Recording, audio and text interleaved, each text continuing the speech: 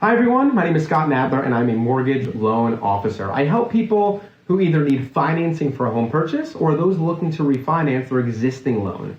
For this video, I want to talk about interest rates and what determines your rate. First of all, keep in mind rates change every day and sometimes multiple times within a day.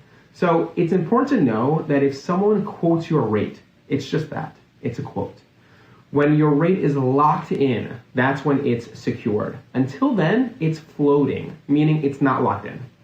Now, before I jump into this, and I'm probably going to say this in other videos too, but I'm speaking in generalities for some of these topics, and this is certainly one of them. I'm speaking today about the three main things that can determine one's rate.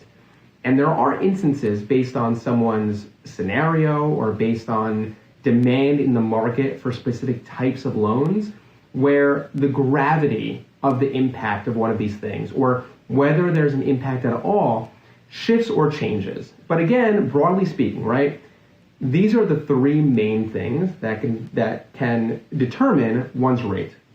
Number one, your loan amount. Loans are broken up into three categories. There are conforming loans, super conforming loans, also known as high balance loans, and lastly, jumbo loans. In New York City, for example, for a single family home, condo, or co-op, any loan amount up to $647,200 is considered a conforming loan. Any loan amount at $647,201 up to $970,800 is considered a high balance loan. And any loan amount above $970,800 is a jumbo loan. So based on the amount that you're looking to borrow, that could impact your rate. And it's important for clients to know this, especially if you're right on the edge of one of those lending limits. Number two, your LTV. There are a ton of acronyms in the mortgage business, and this is one of the most common ones. LTV stands for loan to value ratio, which is just a number lenders use to express the ratio of a loan to the value of the property. This allows lenders to assess the risk of that loan. The higher the LTV, the riskier it is, and in turn, the higher the rate. The lower the LTV, the lower the rate. For example, if I buy a home for $1 million and borrow $800,000, that's an 80% LTV and would most likely have a higher rate than if I borrowed $700,000, which would have a 70% LTV. Lastly, your credit score. The higher the credit score, the better the rate.